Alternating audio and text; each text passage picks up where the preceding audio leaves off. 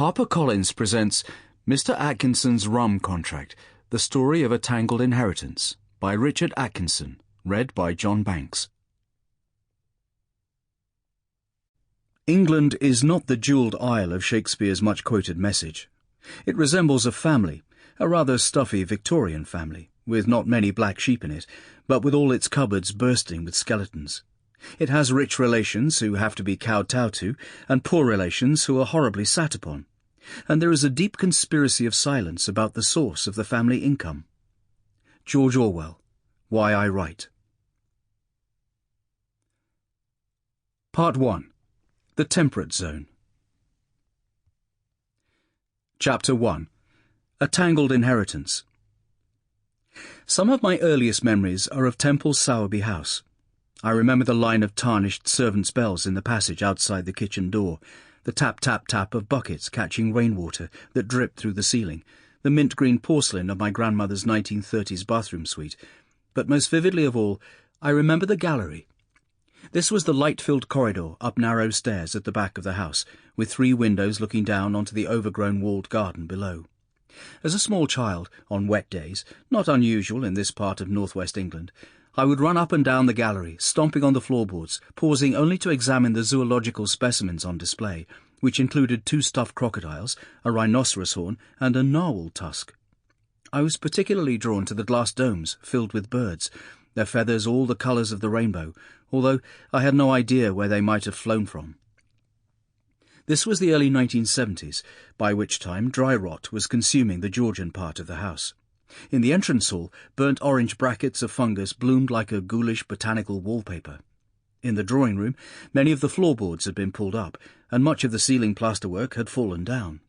My grandparents, Jack and Evelyn Atkinson, had long since retreated to the rear of the building, the original 17th-century farmhouse, onto which the handsome front wing had been added during more affluent times.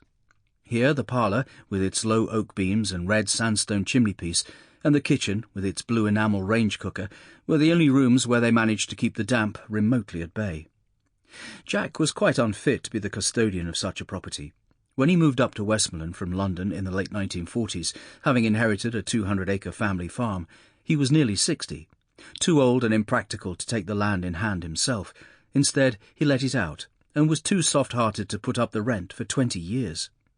As a result, my grandparents were always strapped for cash, and invariably in arrears with local tradesmen, who made the classic mistake of confusing gentility with liquidity.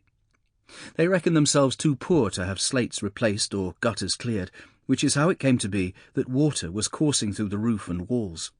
Even so, every Christmas they ordered a hamper from Fortnum & Mason, London's most exclusive grocer, to make sure they were adequately provisioned during the festive season. Jack exuded old-fashioned charm. At 80, as he ambled about the village, tipping his hat to the neighbours, his handsome features were still apparent. Evelyn, on the other hand, had the air of someone constantly disappointed by life, and there was little that did not provide the raw material for complaint. The pair of them rattled around the house, which was largely empty, since most of the contents, beds, tables, sofas, pictures, carpets, had been sold off long ago. They kept strange nocturnal hours, rarely going to bed before 3 in the morning, and rising in the early afternoon. Sometimes, after breakfast, Jack would wander down to the village shop, only to find that it had already closed for the day. Evelyn, who was obsessed by security, not that there was much worth stealing, roamed the corridors with a big bunch of keys, locking up behind her wherever she went. My father, John, their adored only child, used to dread visiting Temple Sowerby. As the next in a long line of Atkinsons who had inhabited the village for at least 400 years, he was all too conscious that the house would one day pass to him. Already his parents had started offloading their money problems onto him, often sending begging letters that made him feel guilty and miserable. His salary as a book editor living in London barely met his own needs. In October 1966, John married my mother, Jane Chater, who provided a much-needed burst of energy and hope. She took control of her in-laws' chaotic finances and arranged for a review of the farm rent, which at a stroke doubled their income. She paid their bills. They were amazed to find that the butcher would look them in the eye again. It was she who had the range cooker installed in the kitchen.